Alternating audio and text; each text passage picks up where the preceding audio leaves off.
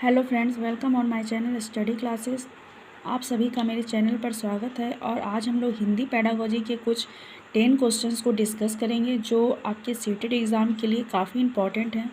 और वैसे भी हिंदी में आप लोग को पेडागोजी से 50 मार्क्स के क्वेश्चंस आते हैं, तो आप पेडागोजी पर हिंदी में ज़्यादा फोकस करें तो ये आपके लिए काफ़ी हेल्पफुल होगा। तो आइए अब हम क्लास को शुरू करते हैं। क्वेश्चन 1 है, उपचारात्मक शिक्षण की आवश्यकता होती है, यानी कि उपचारात्मक शिक्षण की क्या आवश्यकता होती है? सृजनशील बालकों के लिए, या कक्षा स्तर के अनुकूल प्रगति ना करने वाले बालकों के लिए, या आदिवासी बालकों के लिए, या दृष्टि दोष वाले बालकों के लिए?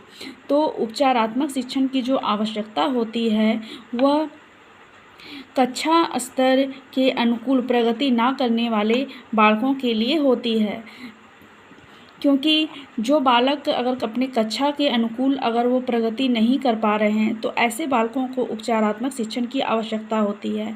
पहले उनका निदानात्मक परीक्षण किया जाता है, यानी कि कारणों का पता लगाया जाता है कि आखिर बच्चे में अगर कोई कमी है, अगर वो किसी चीज़ में पीछे रह जा रहे हैं तो इसकी क्या वजह है, उन कारणों का पता लगाया जाता है। उसके बाद उसका उपचारात्मक शिक्षण किया जाता है। तो फ्रेंड्स, इस तरीके से इसका क्वेश्चन नंबर 1 का ऑप्शन 2 जो है वो बिल्कुल करेक्ट होगा।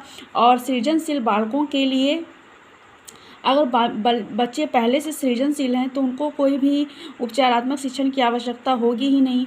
और आदिवासी बालकों के लिए ये भी कोई सही ऑप्शन नहीं है। और दृष्टि दोष बालकों के लिए, अगर कोई बालक दृष्टि दोष है तो उन्हें श्रव्य सामग्री का उपयोग करके उनको शिक्षा प्रदान की जा सकती है। अब आइए हम आगे देखते हैं नेक्स्ट क्वेश्चन को। क्वेश्चन नंबर 2, उपचारात्मक शिक्षण का सर्वाधिक महत्वपूर्ण उद्देश्य है, यानी कि उपचारात्मक शिक्षण का महत्वपूर्ण उद्देश्य क्या होता है? छात्रों की कमियों को दूर करना, या छात्रों की कमियों का पता लगाना, या विषय के प्रति छात्रों में रुचि उत्पन्न करना, या छात्रों की प्रगति का ज्ञान प्राप्त करना? तो फ्रेंड्स, इसका जो आंसर होगा वो होगा ऑप्शन नंबर 1 कि छात्रों की कमियों को दूर करना। उपचारात्मक शिक्षण का मतलब यही होता है कि बालक अगर कोई कार्य को नहीं कर पा रहा है, मान लीजिए कोई स्टूडेंट है और वो मैथ के सब्जेक्ट में बार बार फेल कर रहा है, तो एक टीचर को ये पता लगाना चाहिए कि आखिर क्या वजह है कि वो मैथ्स में बार बार फेल कर रहा है, और उसकी कमी को जानना चाहिए और जानने के बाद उसको दूर करने का प्रयास करना चाहिए। तो जो सेकेंड नंबर का जो क्वेश्चन है उसका ऑप्शन 1 जो है वो बिल्कुल करेक्ट होगा। और छात्रों की कमियों का पता लगाना, छात्रों की कमियों का पता लगाना निदानात्मक शिक्षण होता है, जिसमें कि छात्र की कमी का पता लगाया जाता है। लेकिन कमी को जब दूर करना है तो उसके लिए हम उपचारात्मक शिक्षण का उपयोग करते हैं।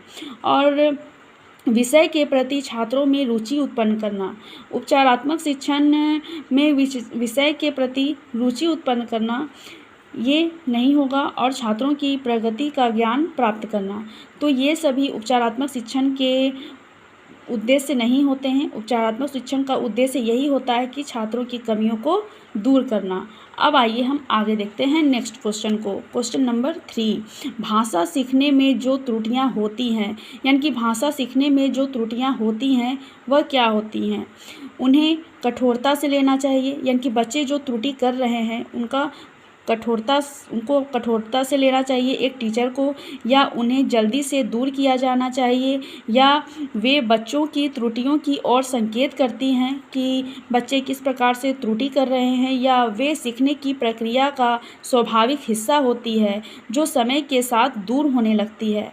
तो फ्रेंड्स, इसका जो आंसर होगा वो होगा ऑप्शन नंबर 4 कि भाषा सीखने में जो त्रुटियां होती हैं वो एक स्वाभाविक हिस्सा होती है। हम सभी अपने जीवन में कुछ ना कुछ हमेशा करते रहते हैं और कुछ ना कुछ सीखते रहते हैं। ऐसा नहीं है कि किसी कार्य को अगर हम करते हैं तो उस कार्य को हम तुरंत सीख जाते हैं, या हमसे कोई गलती नहीं होती है। हम मनुष्य हैं और मनुष्य हमेशा उनसे कुछ ना कुछ गलती हो ही जाती है और हम सभी में व्यक्तिगत विभिन्नता भी पाई जाती है। तो इस तरीके से जो सीखने का जो प्रक्रिया होता है सब में अलग अलग होता है और अगर किसी बच्चे में सीखने की प्रक्रिया के दौरान अगर कोई त्रुटि हो जाती है तो ये सीखने का एक स्वाभाविक हिस्सा होती है जो समय के साथ अपने आप दूर हो जाती है। अब आइए हम आगे देखते हैं क्वेश्चन नंबर 4। राहुल को जब भी कक्षा में उत्तर देने के लिए कहा जाता है वह हकलाने लगता है, उसका क्या कारण है? यानी कि राहुल एक स्टूडेंट है और जब उसको कक्षा में कोई उत्तर देने के लिए कहा जाता है तो वो हकलाने लगता है। अब आइए हम इसके ऑप्शंस को देखते हैं। राहुल जानबूझकर ऐसा करता है ताकि उसे जवाब ना देना पड़े, यानी कि राहुल ऐसा जानबूझकर करता है ताकि उसको कक्षा में जवाब ना देना पड़े। या ऑप्शन 2 है राहुल को सही उत्तर नहीं आता है, यानी कि सही उत्तर नहीं आने पर भी वो ऐसा करता है। या यह राहुल की आदत है, या राहुल बड़े समूह के सामने अपनी बात कहने में मनोवैज्ञानिक दबाव महसूस करता है। तो फ्रेंड्स इसका जो आंसर होगा वो होगा ऑप्शन नंबर 4 कि राहुल बड़े समूह के सामने अपनी बात को कहने में दबाव महसूस करता है। यानी कि जब बच्चे को बहुत सारे समूह के सामने खड़ा कर दिया जाता है तो एक तरीके से भले वो उस चीज़ के बारे में जानता है लेकिन वो मनोवैज्ञानिक दबाव के कारण वो अपनी बातों को नहीं कह पाता है। अब आइए हम आगे देखते हैं नेक्स्ट क्वेश्चन को। Question number 5। उपचारात्मक शिक्षण की सफलता मुख्यतः निर्भर करती है, यानी कि उपचारात्मक शिक्षण की जो सफलता होती है वो किस पर निर्भर करती है? बच्चों की समाज संस्कृति पृष्ठभूमि पर, या बच्चों की भाषागत त्रुटियों की सूची बनाने में, या समस्याओं की पहचान करने में, या समस्याओं के कारणों की सही पहचान करने में। तो फ्रेंड्स इसका जो आंसर होगा वो होगा ऑप्शन नंबर 4 कि समस्याओं के कारणों की सही पहचान करने में। जब हम किसी समस्या के कारण की सही पहचान करते हैं तभी हम उसका सही उपचारात्मक शिक्षण कर पाते हैं। लेकिन अगर हम समस्या के बारे में सही कारणों का पता नहीं लगा पाते हैं तो हम उसका सही रूप से उपचारात्मक शिक्षण भी नहीं कर पाते हैं। तो उपचारात्मक शिक्षण का जो सफलता होती है वो मुख्य रूप से उसके कारणों पर निर्भर करती है कि हम जो समस्या है उसके कारणों को अच्छे तरीके से पता कर लें और उसके बाद उसका उपचारात्मक शिक्षण करें। अब आइए हम आगे देखते हैं नेक्स्ट क्वेश्चन को। डिस्ग्राफिया का संबंध किससे है? तो फ्रेंड्स अक्सर एग्ज़ाम में ये डिस्ग्राफिया, डिसकैल्कुलिया या डिसलेक्सिया से आपको अक्सर क्वेश्चन देखने को मिलेंगे, चाहे आप CDP के क्वेश्चन को सॉल्व करें या EVS के या कोई 5 सब्जेक्ट के। ये क्वेश्चन आपको हमेशा एग्ज़ाम में आपको देखने को ज़रूर मिलेंगे। तो डिस्ग्राफिया का संबंध किससे होता है? अब आइए हम इसके ऑप्शंस को देखते हैं।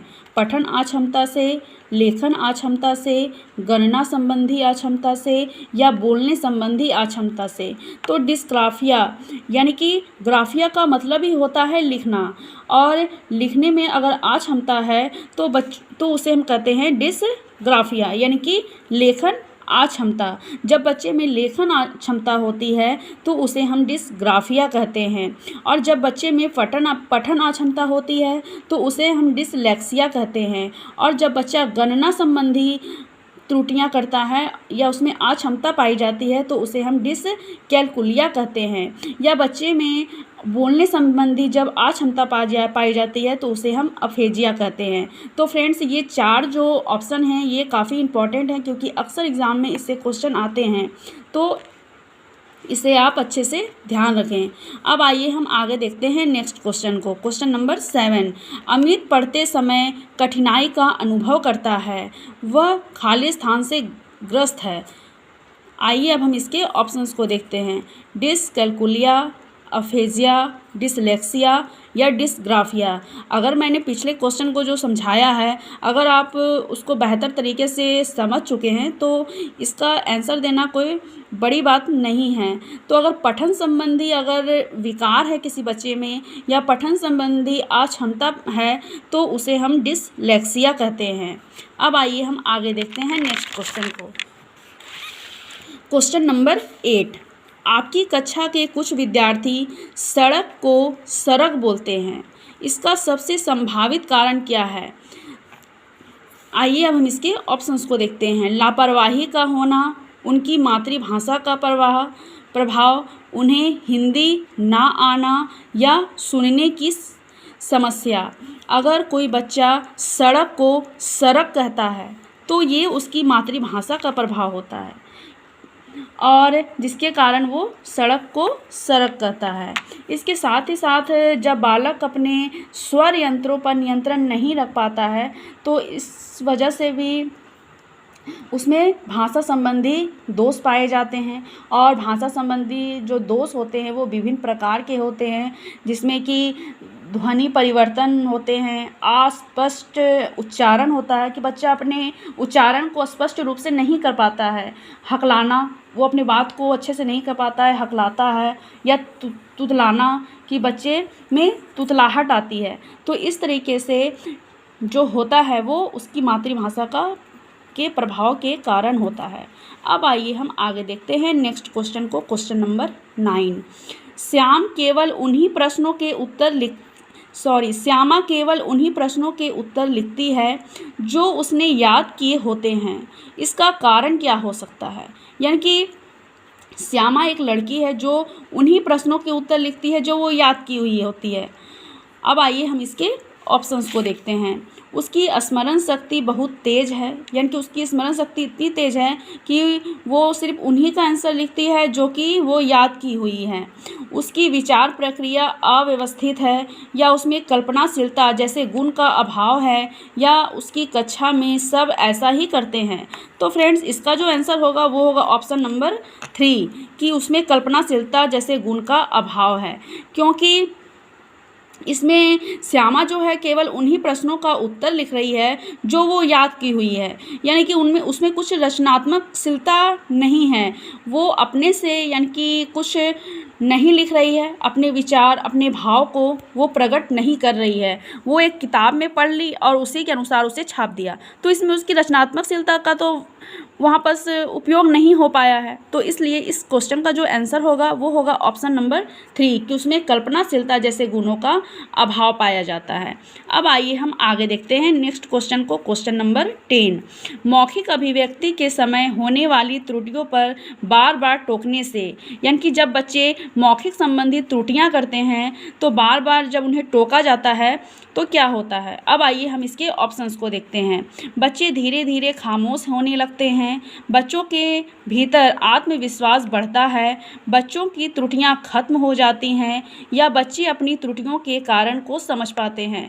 तो फ्रेंड्स, इसका जो आंसर होगा वो होगा ऑप्शन नंबर 1 कि बच्चे धीरे धीरे खामोश होने लगते हैं।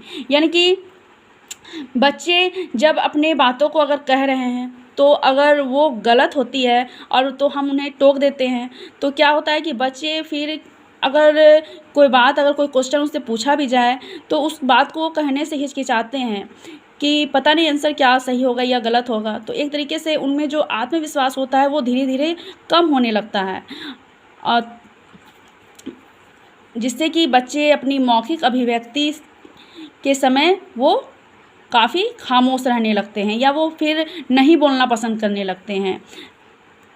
और बच्चों को मौखिक अभिव्यक्ति के समय अगर टोका जाए तो ऐसा नहीं है कि उनमें आत्मविश्वास का बढ़ेगा या उनमें त्रुटियां जो हैं वो ख़त्म हो जाएंगी या त्रुटियों के कारण वो समझ पाएंगे।